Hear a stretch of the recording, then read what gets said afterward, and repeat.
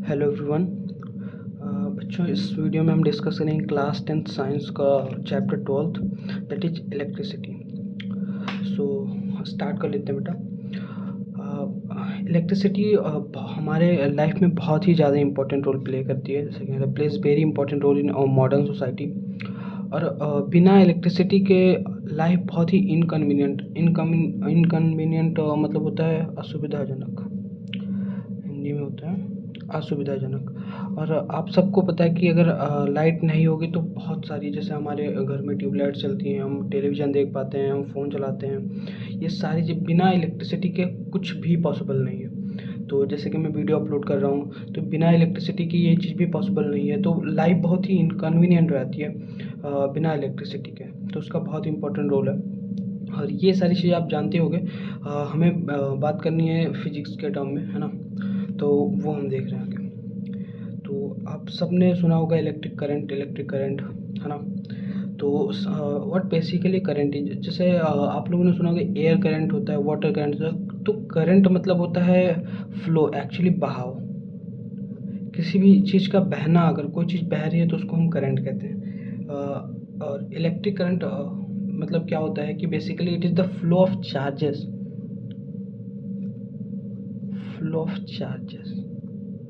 जो चार्जेस का जो फ्लो होता है उसी को हम इलेक्ट्रिक करंट ही कहते हैं ना। तो व्हाट एक्चुअली हैपन्स कि एक सर्किट होती है, सर्किट हम आगे डिस्कस कर लेंगे व्हाट इज द सर्किट। पहले क्या होता है कि एक वायर होता है जिसमें करंट फ्लो कर रहे थे, तो करंट फ्लो करने का मतलब है एक्चुअली चार्जेस फ्लो कर रहे हैं उसमें, ठीक है। तो हम क्या लिखेंगे कि what actually electric current is the flow of charges पर यूनिट टाइम। एक गिवन क्रॉस सेक्शन से, जैसे हमारे पास एक वायर है, इस वायर से एक इसके गिवन क्रॉस सेक्शन से एक यूनिट टाइम में कितने चार्जेस फ्लो हो रहे हैं, इस चीज़ को हम इलेक्ट्रिक करंट कहते हैं। इसको मैथमेटिकली हम रिप्रेजेंट करना चाहें तो I equal Q by T लिख सकते हैं। क्यू हम चार्ज रिप्रेजेंट करते हैं अपॉन टाइम इस पर फॉर पर यूनिट टाइम, ठीक है। What is next is electric circuit. What is electric circuit? Electric circuit is actually the closed and continuous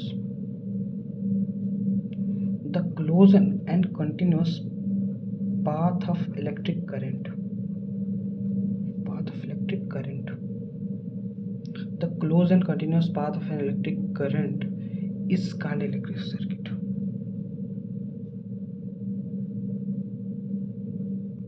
आप सबको पता है कि अगर एक हमारे पास ये समझ लो कोई बल्ब लगा हुआ है उसमें, और हमने यहाँ पे एक बैटरी लगाई हुई है और यहाँ पे हमने की लगाई हुई है।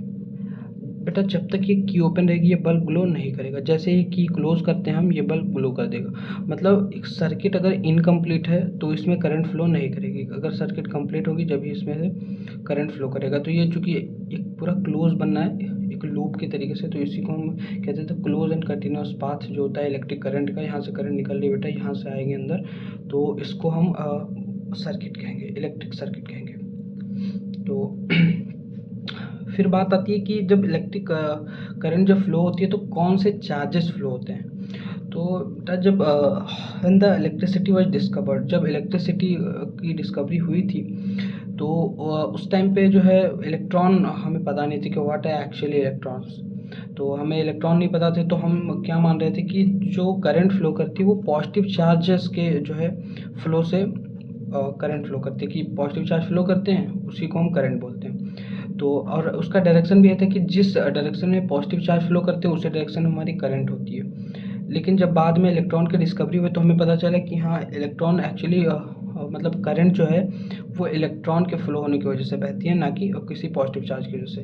तो अब बाद में जो कन्वेंशनल मेथड क्या है कि हमारा जिधर इलेक्ट्रॉन फ्लो करता है उसके अपोजिट, मान लो ये हमारे वायर है, अगर इसमें इलेक्ट्रॉन जो है इधर फ्लो कर रहे हैं तो हमारी करंट इधर की तरफ जाएगी, ठीक है। तो इलेक्ट्रॉन के अपोजिट डायरेक्शन में करंट का फ्लो होता है, ये बाद में हम लोगों को पता चला। ये हम यहाँ पे मैथमेटिकल रिप्रेजेंटेशन कर देख लेते हैं कि क्या है। जैसे I इक्वल, अगर हमें लिखना हो तो हम क्या लिखेंगे, फ्लो ऑफ चार्जेस पर यूनिट टाइम, थोड़ा गिवन क्रॉस सेक्शन एरिया। किसी एक गिवन क्रॉस सेक्शन से एक यूनिट टाइम में कितने चार्जेस फ्लो रहे हैं बेटा, क्यू से हम चार्ज रिप्रेजेंट करते हैं, है ना। और T से टाइम और आई से हम करंट रिप्रेजेंट करते हैं, ठीक है। तो I equal Q by T, that is मतलब flow of charge per unit time. एक यूनिट टाइम में कितना चार्ज फ्लो कर रहा है, इसी को हम इलेक्ट्रिक करंट कहते हैं। हम यहाँ से चाहे तो Q equal I into T भी लिख सकते हैं। ये हमारे पास फॉर्मूला है बेटा। ये फॉर्मूला बहुत इंपॉर्टेंट है, तो आप इसको याद करते हुए चलेंगे। मैं हाईलाइट कर दे रहा हूँ, ठीक है। और SI unit of current, SI unit of current is ampere. Unit क्या होता है कि हर चीज़ को मापने के लिए हम फिक्स कुछ यूनिट रखते हैं ना। जैसे कि वजन को नापने के लिए किलोग्राम है, दूरी को नापने के लिए मीटर है, वैसे ही करंट को नापने के लिए एम्पियर है। इसका एम्पियर नाम क्या है बेटा कि एक हमारे साइंटिस्ट थे Andre Marie Ampere, Andre Marie Ampere, ठीक है। उन्हीं के जो है रेस्पेक्ट में इनका जो करंट की एसआई यूनिट है वो एम्पियर रखी गई है, ठीक है। हम ठीक है, यहाँ पे हमें एक चीज़ और देखनी है बेटा कि एक क्वेश्चन आता है टेस्ट में या बोर्ड में कि डिफाइन 1 एम्पियर, डिफाइन 1 एम्पियर। तो अब हमें 1 एम्पियर डिफाइन करना है, तो हम क्या बोलेंगे कि जब 1 कूलम ऑफ चार्ज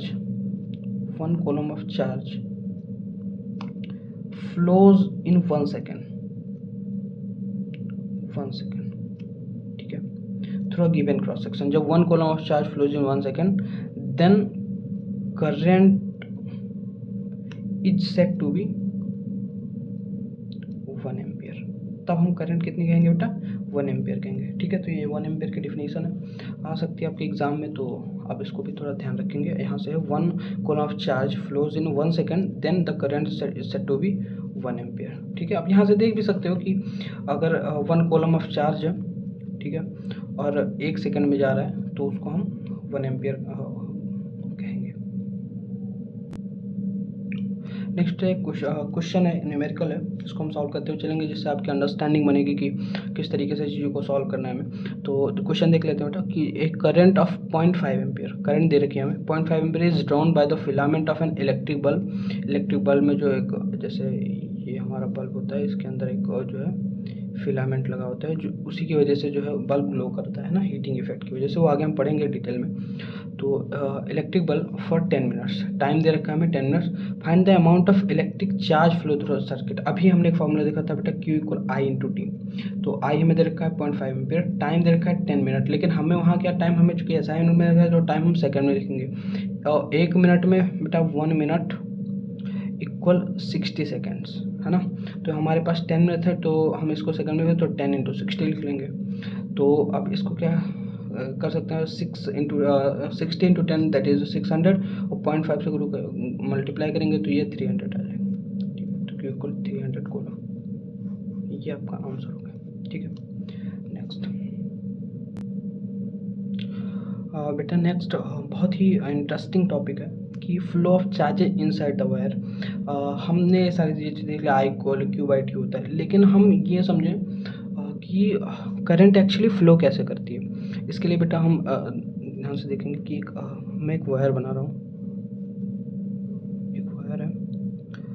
अगर ये कंडक्टर है तो उसमें बहुत सारे फ्री इलेक्ट्रॉन्स बन जाएंगे। देखो, ये उसका न्यूक्लियस है, ये फ्री इलेक्ट्रॉन है ना, ये पॉजिटिव आयंस है, और ये कई सारे पॉजिटिव आयन होंगे, कई सारे फ्री इलेक्ट्रॉन होंगे, है ना। ये पॉजिटिव आयन है, फ्री इलेक्ट्रॉन। अब बेटा अगर ये फ्रीली रखा हुआ है, कंडक्टर ऐसे फ्री रखा हुआ है, तो भी इसके इलेक्ट्रॉन आपस में रिपल्सन की वजह से क्या करते हैं, मूव करते रहते हैं इधर उधर, ऐसे ऐसे। ये कहीं इधर जा रहा है, कहीं इधर जा रहा है, एक इधर जा रहा है, इधर, ठीक है। तो ये बहुत ही रैंडम मोशन करते रहते हैं ना, रैंडम मोशन। तो रैंडम मोशन की वजह से क्या होता है कि इनका जो नेट डिस्प्लेसमेंट होता है, ठीक है, नेट डिस्प्लेसमेंट इक्वल 0। तो ये कई बार इधर से उधर से ऐसे ऐसे इधर उधर करके मूव किए, फिर लास्ट में अपनी पोजीशन पे आ गए, तो इनका नेट डिस्प्लेसमेंट 0 आता है, जिसकी वजह से कोई करंट फ्लो नहीं कर पाती है, ठीक है। तो ये तो हो गई तब की बात जब ये ऐसा फ्री रखा हुआ है।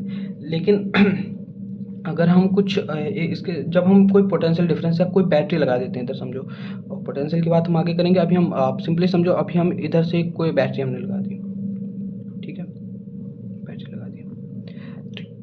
तो ये इलेक्ट्रॉन को एक पर्टिकुलर डायरेक्शन में मूव करने के लिए मजबूर करने लगता है कि अब चूँकि हमने बैटरी इधर पॉजिटिव टर्मिनल इधर है, तो इलेक्ट्रॉन इधर की तरफ मूव करेगा, है ना, इलेक्ट्रॉन्स इधर की तरफ आएंगे।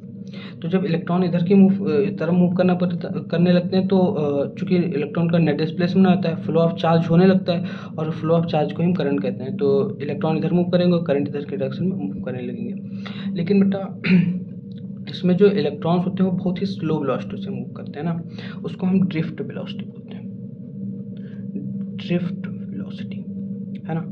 वो 10⁻³ मीटर पर सेकेंड के ऑर्डर की होती है ना। ड्रिफ्ट वेलोसिटी बहुत ही स्लो होती है कि मतलब इलेक्ट्रॉन ऐसा नहीं कि बहुत फास्ट तरीके से मूव करे, लेकिन आप लोगों को पता है इलेक्ट्रिसिटी बहुत ही तेज, आपने स्विच ऑन किया जरा सा तुरंत बल्ब ग्लो कर गया। तो ऐसा कैसे होता है कि इलेक्ट्रॉन इतना स्लो मूव कर रहा है और इलेक्ट्रिसिटी इतनी फास्ट ट्रेवल कर रही है कि बिल्कुल स्पीड ऑफ लाइट से ही चलती है। तो इसका एक कॉन्सेप्ट है। अब हमारी जो एनसीईआरटी है 10th की, उसमें लिखा है कि आप इसको हायर क्लासेस में पढ़ेंगे। मैं अभी बता रहा हूँ आपको कि चूँकि इलेक्ट्रॉन बहुत ज़्यादा नंबर डेंसिटी क्या होता है, number of electron per unit volume. जो कंडक्टर होता है हमारा, उसमें जो फ्री इलेक्ट्रॉन की संख्या बहुत ही ज़्यादा होती है। तो आप समझो कि यहाँ पे एक इलेक्ट्रॉन है, इसने जरा सा मूवमेंट हुई, इसके खूब जरा सा मूव किया, तो ये इसके अगले वाले को मूव करेगा, अगले वाले को, अगले वाले को। तो मतलब अगर यहाँ का इलेक्ट्रॉन भी डिस्टर्ब हुआ तो ये यहाँ के इलेक्ट्रॉन को तुरंत डिस्टर्ब कर देगा, है ना, क्योंकि नंबर डेंसिटी इलेक्ट्रॉन्स की बहुत ज़्यादा है।